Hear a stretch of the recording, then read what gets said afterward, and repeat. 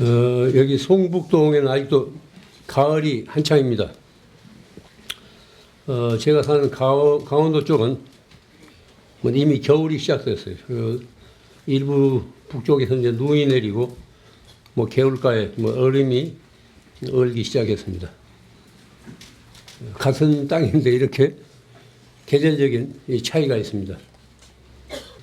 그런데 이제 추울 때는 추워야 되고 더울 때는 더워야 됩니다. 겨울에 많이 춥지 않고 더웠다면 그 이상이죠. 또 한여름이 더웁지 않고 춥다면은 그것도 이상합니다. 겨울은 겨울답게 추워야 되고 여름은 여름답게 더워야 됩니다. 그래야 이제 그런 기후 속에서 사람만이 사는 세상이 아니기 때문에 식물과 동물, 곡식이 열매를 맺고 자라고 과일이 또 열매를 맺고 자라는 거죠. 또 겨울에 추위가 있어야 생태계에 온전하게 이게 보존이 됩니다. 겨울이 춥지 않고 더우면은 뭐 이상 난동을 해가지고 거기서 이제 생활비는 덜 들지 모르지만은 생태계에 그런 이변이 옵니다. 한 제자가 스승에게 물었습니다. 모진 추위나 더위가 올 때는 어떻게 피해야 합니까? 보통 우리가 이제 무더울 때, 피서들 가지 않습니까? 휴가철에. 또 더울 때도 이제, 추울 때도, 더위를 찾아서 이제 남쪽으로 내려가는 수도 있고 그렇습니다. 모진 추위와 더위가 올 때는 어떻게 피해야 하겠습니까? 이렇게 제자가 묻습니다. 스승의 답이에요. 그래, 추위나 더위가 없는 곳으로 가면 되지 않겠느냐. 추위나 더위가 미치지 않는 그런 없는 데로 가면 되지 않겠느냐. 이렇게 이제 답을 합니다. 그러니까 이제 제자가 다시 묻습니다. 어떤 곳이 추위와 더위가 없는 곳입니까? 어떤 곳이 추위와 더위가 없는 곳입니까? 이때 그 스승의 답이에요. 추울 때는 그대 자신이 추위가 되고 더울 때는 그대 자신이 더위가 되라. 추울 때는 그대 자신이 추위가 되고 더울 때는 그대 자신이 더위가 되라. 춥니 덥니 하는 것은 우리가 분별입니다. 삼복 더위 속에서도 어떤 일에 열중하게 되면은 더위를 몰라요. 겨울도 마찬가지입니다. 무슨 일 삶에 빠지게 되면은 열중하게 되면 그 추위를 모릅니다. 이것은 우리가 이제 누구나 경험할 수 있는 일이에요. 제가 옛날 그 부리라며 살 때, 몹시 여름에 더울 때, 그때는 별로 사람들이 오지 않기 때문에 그 내입바람으로 부엌에서 뭐 가구를 하나 똑딱거리면서 가구를 하나 만들고 있었는데 몹시 더운 여름이었어요. 그 일에 내가 열중하느라고 전혀 더위를 느낄 수가 없었습니다. 일하지 않고 한가한 사람들이 일기예보에도 관심이 많은 사람들이 더위와 추위에 약해요. 그런데 일에 열중하게 되면 그런 더위와 추위에 별로 관심이 없습니다. 그렇기 때문에 우리가 춥니 덥니 하는 것은 하나의 분별이에요. 추위와 더위는 상대적으로 비교하기 때문에 분별에서 오는 고통이 다른 겁니다. 그런 비교에서 벗어나게 되면 추위와 더위가 그렇게 심각하지 않습니다.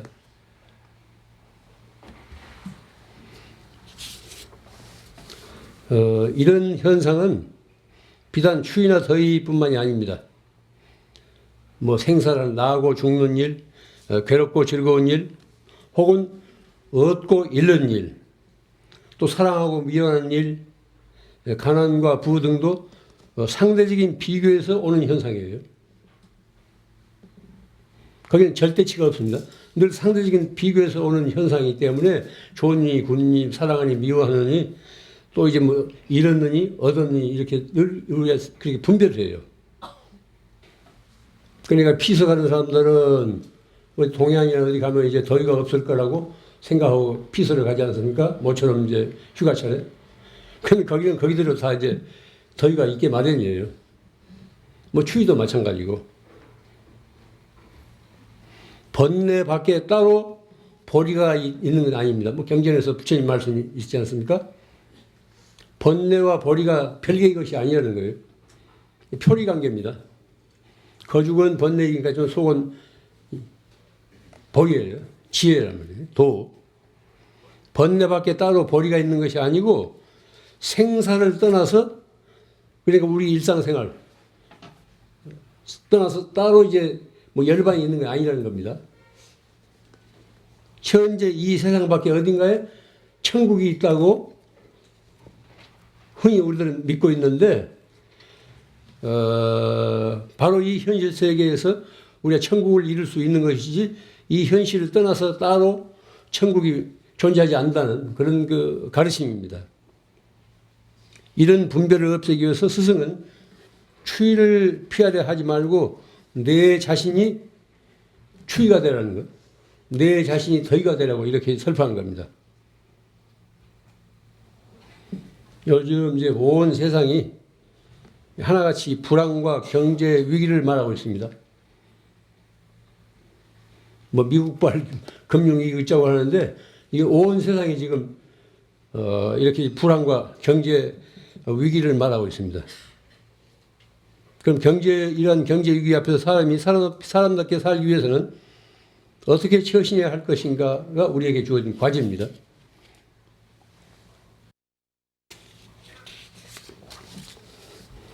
신문 방송마다 뭐 못 살겠네, 불황이네, 뭐 경제 위기네, 또 뭐 신용이 낮게 평가되네, 이렇게 얘기하니까 그런 그 보도에 접할 때마다 우리들 자신들도 속으로 기가 죽고 상처를 입게 돼요. 만약 미국을 비롯해서 온 세상 나라마다 경제적으로 고도 성장을 지속한다면 그 결과는 과연 어떻게 될 것인가 한번 상상해 보십시오. 이런 불황이 전혀 없이, 경제 위기가 없이 이 지구상에 있는 모든 나라들이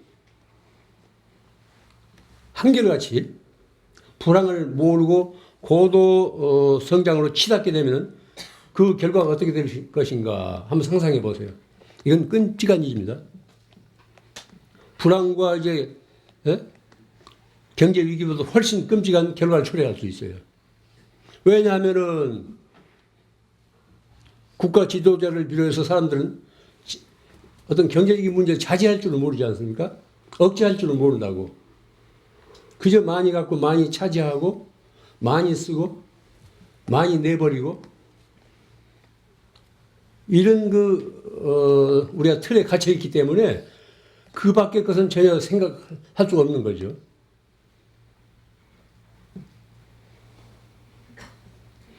과연 인류는 그들이 누리는 경제적인 부만큼 행복한가? 이게 물어야 됩니다. 우리가 뭐 20, 30년 전 뭐 연탄 떼고 뭐 쌀 한 대 두 대 사다 먹던 그런 시절과 지금 모두 다 이제 살 만큼 살고 모든 것이 갖추어져 있고 저마다 모두 차를 몰고 다니는 이런 지금 현실하고 한번 비교해 보십시오. 사는 것은 여러 가지로 풍요롭고 편리했지만은 우리 내면은 20, 30년 전보다 훨씬 더 황폐해 있습니다. 사람이 사람을 믿지 않잖아요. 사람이 사람을 꺼려 한다고. 만약 모든 나라들이 이 경제적인 어려움을 모르고 생각대로 고도 성장을 누린다면은 지구 환경은 현재보다 훨씬 황폐될 겁니다. 또 빈부의 격차는 더욱 심해질 거예요. 자살률도 더욱 올라가면 올라갔지 내려가지는 않을 겁니다. 왜냐하면은 인간의 행복과 불행은 물질적으로 많고 적음에 달려있지 않기 때문에 그렇습니다. 사람이 자기 분수를 알고 사람답게 살아가는 데는 물질적인 부만이 최고선은 아닙니다. 물질적인 부부보다도 사람끼리 서로 믿고 의지하고 서로 돕고 사랑하면서 마음 놓고 살 수 있는 그런 세상이 돼야 돼요. 지금이 어떤 세상입니까?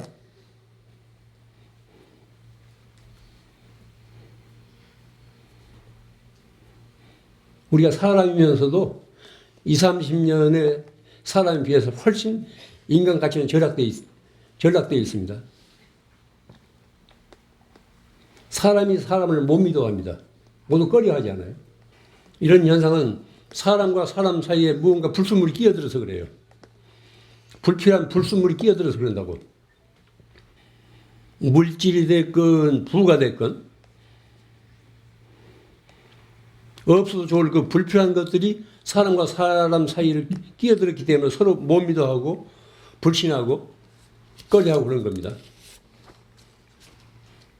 모든 현상은 고정불변되지 않고 유동적이에요. 고정불변한 것은 이 세상에 어디에도 없습니다. 그렇기 때문에 모든 것은 다만 한때일 뿐이에요. 이것이 우주의 리듬이고 실상입니다.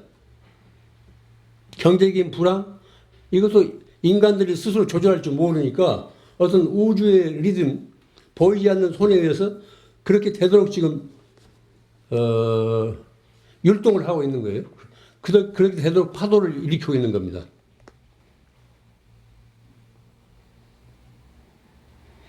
그러므로 얻고 잃는 것에 너무 연연하지 말아야 됩니다. 얻었다고 해서 좋을 것도 없고 잃었다고 해서 기죽을 것도 없습니다. 그건 한때예요. 어떤 우주의 리듬으로 생각하면 된다고요.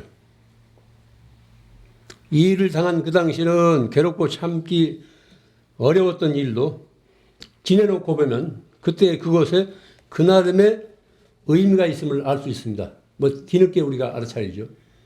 그때는 도저히 감내할 수 없을 정도로 고통스러웠던 일도 세월이 지나서 이렇게 객관적으로 자기 자신을 돌아보면 그 나름의 다 의미가 있었어요. 뭐 IMF 그런 위기도 그때는 어려워서 또 뛰어내린 사람도 많고 뭐 여러 가지로 이제 직장에서 떨려난 사람도 많았지만 지금 생각해보면 어떤 인간 형성의 길에 이 세상이 제대로 굴러가는데 무언가 까닭이 있어서 그런 시련이 우리 앞에 온 것입니다. 그런 의미를 우리가 안다면은 그렇게 고통스럽지 않아요. 그런데 그런 의미를 모르면은 끝없이 고통스러울 뿐이죠. 이런 때 온 세계 불안과 경제위기가 어째서 찾아왔는지 그 의미를 곰곰이 살필 수 있어야 됩니다. 인간의 욕망은 끝이 없기 때문에 자제할 줄 모르기 때문에 어떤 우주에 보이지 않는 우주의 손에 의해서 어떤 우주의 리듬에 의해서 우주 질서에 의해서 그렇게 되고 있다고 이렇게 생각해야 돼요. 인류의 미래를 위해서 긍정적인 의미가 있을 수 있습니다. 거듭 말씀드린 옛사람들이 한결같이 얘기하는 게 넘치는 것은 모자란만 못하다고 그러지 않습니까? 너무 넘치기 때문에 까불지 말라고 뭔가 이렇게 따둑거린다고 이렇게 생각해야 돼요. 옛 스승의 가르침인 보왕산매로는 이런 법문이 실려 있습니다. 세상살이에 곤란이 없기를 바라지 말라. 세상살이에 곤란이 없으면 오만한 마음과 사치한 마음이 일어난다. 그래서 옛 스승들이 말씀하기를 근심과 곤란으로서 세상을 살아가라 하신 것이다. 세상살이에 곤란이 없기를 바라지 말라. 세상살이에 곤란이 없으면 오만한 마음과 사치한 마음이 일어난다. 그래서 옛 스승들이 말씀하기를 근심과 곤란으로서 세상을 살아가라 하신 것이다. 보왕산매론 론조가 이제 어떤 역의 처세하기, 어떤 역경계에서 우리가 어떻게 이제 딛고 일어설 것인가 하는 그런 교훈들이 실려 있는 그런 법문입니다.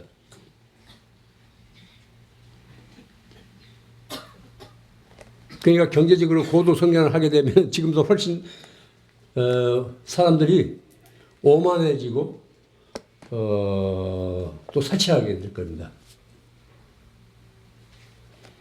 부시 정권 초기에 일합교를 침공하잖아요. 모두 세상에서 다 반대하는데, 뭐 부시 정권 자체가 이제 오만한 그런 뭐 정권인데, 거기 뭐 핵무기도 없고 무슨 화학무기도 없는데 그걸 빙자해가지고 이락을 그렇게 침공하잖아요. 현지 사람들도 많이 희생당했고 또 멀쩡한 미국 젊은이들도 거기 가서 수만 명 그렇게 죽지 않습니까? 뭐 지금도 이제 끝나지 않고 있죠. 그 결과를 보세요. 정치 지도자의 그 잘못 판단, 또 오만한 것이 그렇게 이제 인류 사회에 그런 그 끔찍한 재앙을 불러일으킵니다. 오늘 같은 그 미국 사회의 어떤 금융 위기도 그 시발점은 그런 데 있는 거예요. 그런 아무 의미 없는 일에 탕진하기 때문에 어떤 우주의 리듬이, 우주의 손결이 까불지 말라고 그렇게 이제 따뜻거리고 있는 현상이 좀 오늘 같은 그런 그 경제 불황입니다. 저는 그렇게 생각해요.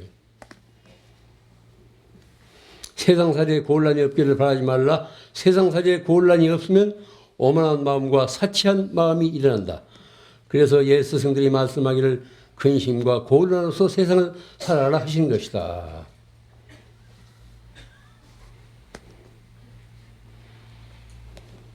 추위와 더위를 피하려 하지 말고 그대 자신이 추위가 되라고 하는 교훈도 뜻은 같은 데 있습니다. 그렇게 되면은 추위도 더위도 미칠 수가 없습니다. 행복할 때는 행복에 매달리지 마십시오. 그것도 한때예요. 집안에 좋은 일이 있다고 해서 너무 좋아하지만 말라는 거예요. 조심조심 그걸 이제 감사히 받아들일 뿐이지 좋은 일이 있다고 해서 그것이 영원히 지속될 거라 생각하지 마십시오. 행복할 때는 행복에 매달리지 말아야 됩니다. 또 불행할 때는 그 불행을 피하려 하지 말고 받아들여야 돼요. 우리가 불행을, 내 앞에 닥친 불행을 우리가 피하려 한다고 해서 피할 수 있습니까? 겸허히 받아들여야 돼요. 그것은 내 몫이고 내 차지이니까. 그러면서 자신의 삶을 순간순간 바라봐야 됩니다. 이게 중요한 거예요. 자신이 겪고 있는 행복이라든가 불행을 객관적으로 남의 일처럼 거기에 빠져들지 말고 객관적으로 바라볼 수 있어야 돼요. 자신의 삶을 순간순간 바라봐야 됩니다. 맑은 정신을 지켜봐야 돼요. 그렇게 되면은 행복과 불행에 휩쓸지 않고 거기에 물들지 않습니다. 기죽지 않습니다. 그러니까 신앙인들은 늘 깨어있으라는 거예요. 깨어있으라는 것은 자기 삶을 그렇게 늘 주시하라는 겁니다. 자기 삶을 주시하고 있으면 거기 고통과 불행이 거기는 따라오지 않습니다. 이 세상이 어떤 세상입니까? 이것은 극락도 아니고 지옥도 아닙니다. 사바세계. 뭐 인도 말인데 참고 견디는 세상.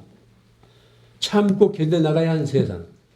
뭐 이런 뜻이라고 그랬죠. 사바세계. 이 말이. 우리말로 표현하자면 참고 견디는 세상. 또 참고 견뎌야 할 세상이라는 뜻이에요. 거기에 묘미가 있습니다. 모든 일이 우리 뜻대로 풀려간다면 좋을 것 같지만은 그 결과가 좋지 않아요. 어려움을 모른다고. 또 모든 일이 늘 막혀서 도중에 뛰어내리고 싶지만 늘 그런 것은 아닙니다. 그건 한때예요. 그것도 내가 불러들인 어떤 삶의 매듭이에요. 좋은 일이 됐건 굳은 일이 됐건 우리가 겸허히 그걸 받아들이면서 또 조심할 수 있어야 돼요. 또 그런 현상을 객관적으로 자기 주시하라는 거예요. 거기에 매몰되지 말고 빠져들지 말고 주시하라는 거예요. 신앙인들이 제일 과제가 자기 삶을 그렇게 살피라는 겁니다. 뭐 이목구하고 염불하고 한다는 게 다 그거예요. 그런 그 참선이라든가 염불이라든가 강경 통해서 자기 자신을 그렇게 주시하라는 겁니다. 자기 자신을 살피고 있으면은 어떤 상황에 처하더라도 거기에 짓눌리거나 매몰되지 않습니다. 다 딛고 일어설 수 있는 지혜와 용기가 그 안에서 싹틉니다.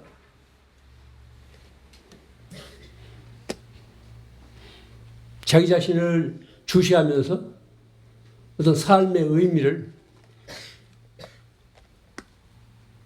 되새기고 음미할 수 있어야 돼요. 뜻있는 겨울 안개가 되도록 우리 함께 정진하십시다. 이만 마치겠습니다.